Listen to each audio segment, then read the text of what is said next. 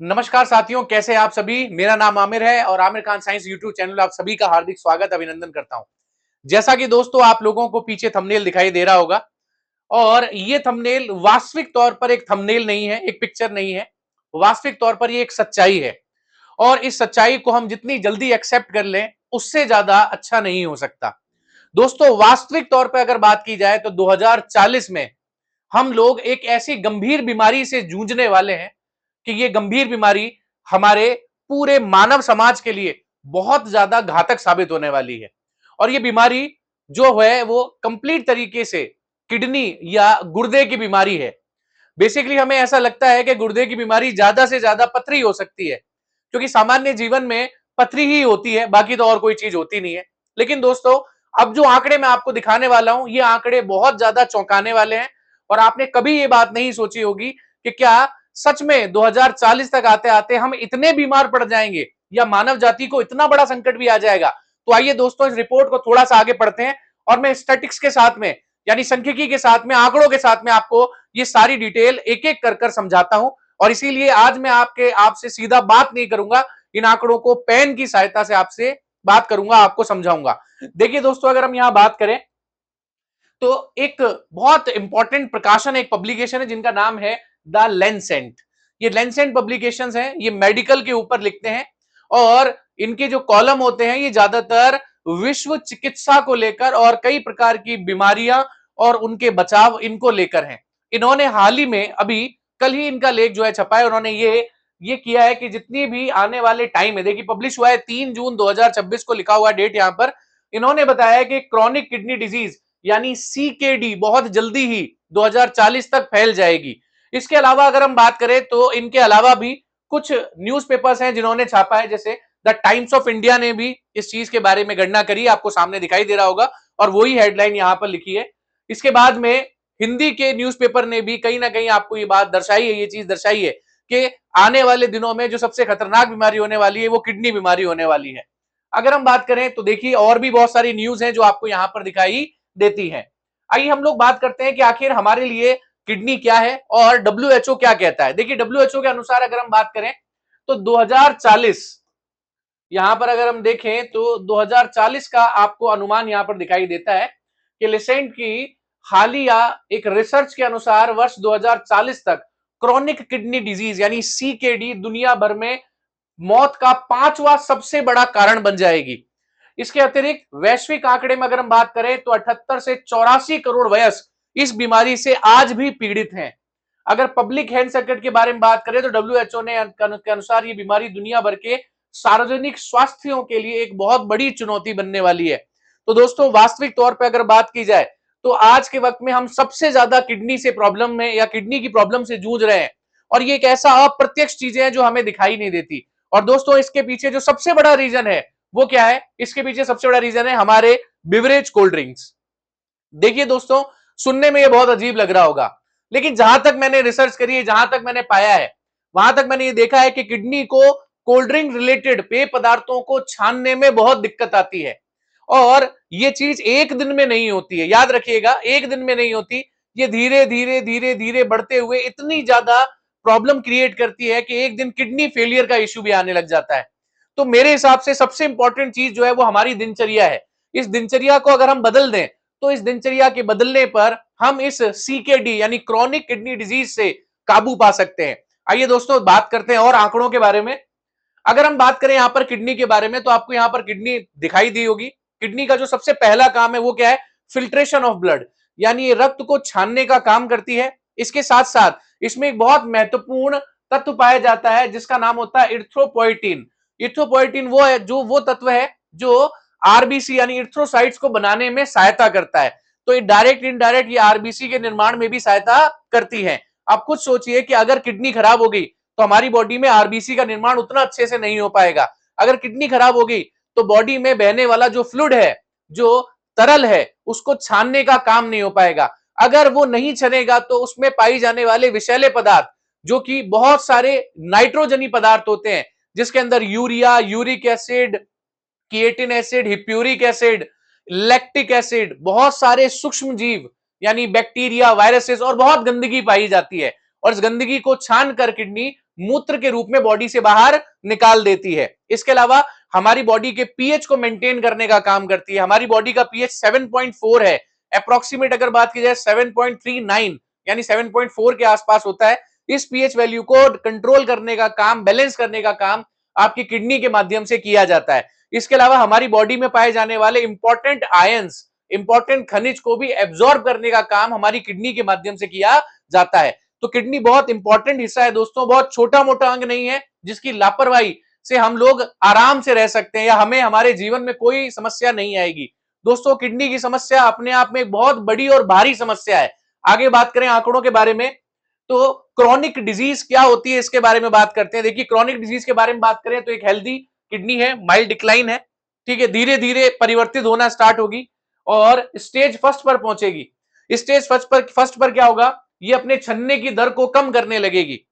इसके बाद इसके नेफ्रॉन्स में इफेक्ट पड़ने लग जाएगा और धीरे धीरे एक समय ऐसा आएगा जब इसके नेफ्रॉन्स जो हैं वो पूर्ण रूप से क्षतिग्रस्त हो जाएंगे और इस प्रकार से हो जाएंगे कि वो किसी भी प्रकार से रक्त को नहीं छान पाएंगे।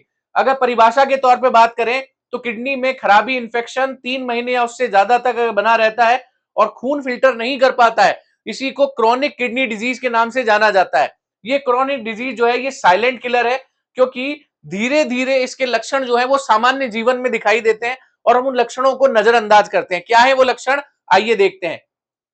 अगर हम बात करें तो देखिए जैसे जी मिचलाना या उल्टी आना, ये एक सामान्य लक्षण है। हमें लगता है कि हमने खाना कुछ अच्छा नहीं खाया है, इसीलिए शायद हो सकता है हमारे साथ ऐसी समस्या आ रही हो, जबकि हो सकता है दोस्तों कि ये समस्या हमारे खाने को लेकर ना हो, ये हमारी किडनी को लेकर हो। इसके अलावा लगातार थकान, कमजोरी महसूस होना, ये सबसे इंपॉर्टेंट चीज है और आजकल की जनरेशन में ये चीज बहुत ही आम तौर पर देखी जाती है कि लोगों में लगातार थकान होती है, बहुत ज्यादा वीकनेस, कमजोरी आती है और भूख नहीं लगती है। इसके अतिरिक्त हाई ब्लड प्रेशर, जिसे दवाओं से मैनेज किया जा रहा है, यानी हाई बीपी का इश्यू है, उसको कंट्रोल करने के लिए जो दवाइयां खाई जा रही है, वो दवाई क्या कर रही है, हमारी किडनी को डैमेज कर रही है। इसके अलावा अगर हम बात करें तो नींद की समस्या सबसे इंपॉर्टेंट है।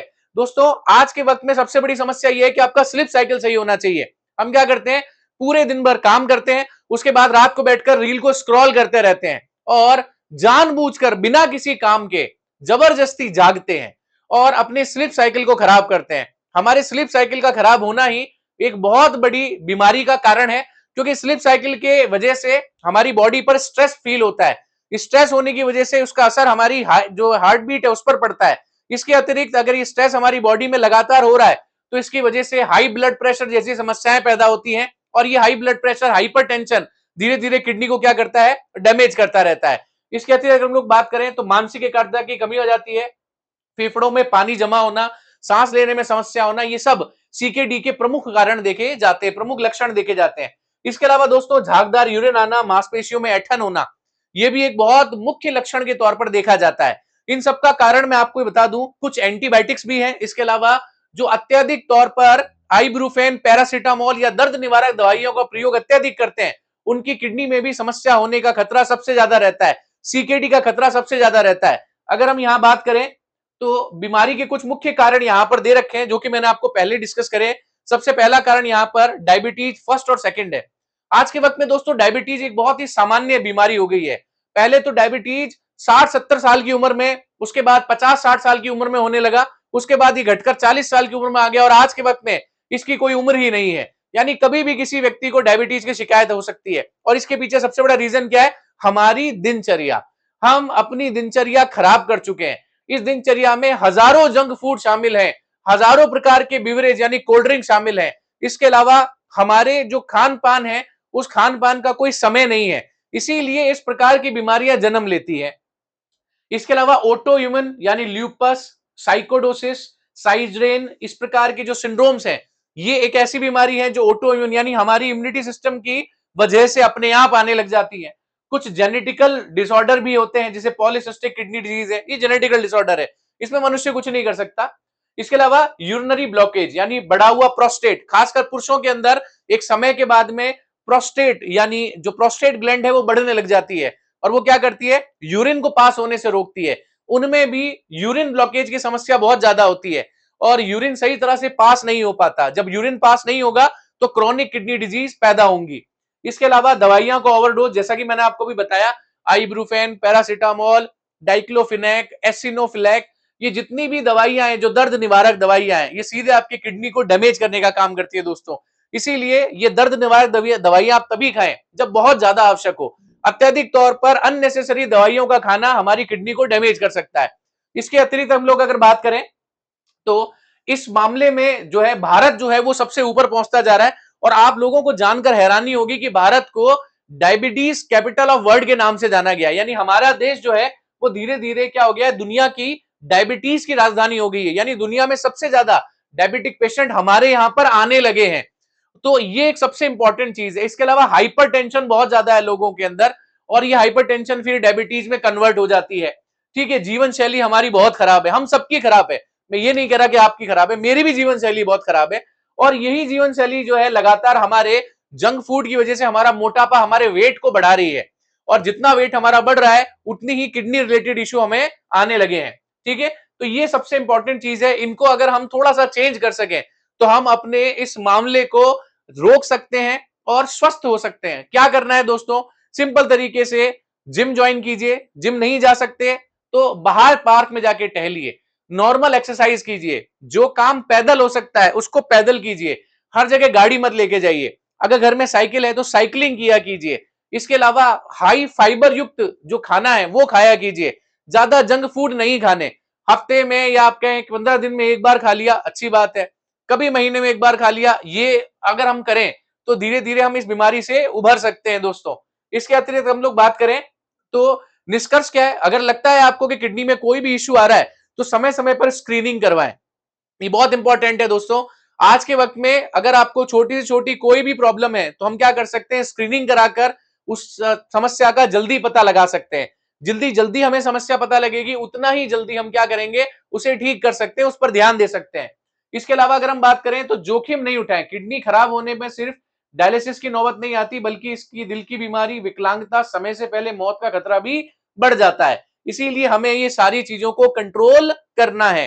तो हमें अपनी दिनचर्या सुधारनी है, हमें अपनी लाइफस्टाइल को अच्छा करना है ताकि हम इस प्रकार की बीमारियों से बच सकें दोस्तों। ठीक है, तो ये सारे निष्कर्ष से हम अपने सभी प्रकार के रोगों से बच सकते हैं, ना केवल क्रॉनिक डिसऑर्डर से या क्रॉनिक किडनी डिसऑर्डर से। ये हाइपरटेंशन से हमें बचाएगा, ये डायबिटीज से हमें बचाएगा दोस्तों। हम सब मिलकर ये सारी समस्याओं का समाधान कर सकते हैं। बस क्या करना है, अपने आप पर कंट्रोल करना है, अपने आप को व्यायाम की ओर, एक्सरसाइज की ओर लेकर आना है। ठीक है, स्लिप साइकिल को सही रखना है। सारी शुरुआत यहीं से होती है दोस्तों। समय पर सो जाएंगे आप, समय पर उठेंगे, समय पर उठेंगे तो अपने हर काम को अच्छे से करेंगे। अच्छा, आपने एक बात हमेशा देखी होगी दोस्तों कि जब आपका स्लिप साइकिल सही होता है तब आपका काम करने का मन करता है, तब आपका सही मायने में मन लगता है। अगर आप रात को ढंग से नहीं सोएंगे तो काम करने की इच्छा भी आपकी नहीं होगी और अगला दिन खराब जाएगा। तो दोस्तों, कैसी लगी आपको वीडियो, कमेंट में जरूर बताइएगा। इसके अलावा भी कौन कौन से टॉपिक आपको अच्छे लगते हैं वो भी जरूर बताइएगा। चैनल अगर अच्छा लगा हो तो सब्सक्राइब कीजिएगा ताकि आपको ऐसी और भी जानकारी मिल सके जो आपके एग्जाम पर्सपेक्टिव से बहुत इंपॉर्टेंट है। इसके साथ साथ में वीडियो को लाइक करना मत भूलिएगा। तो चलिए इसी के साथ में विदा लेता हूं। जय हिंद, जय भारत।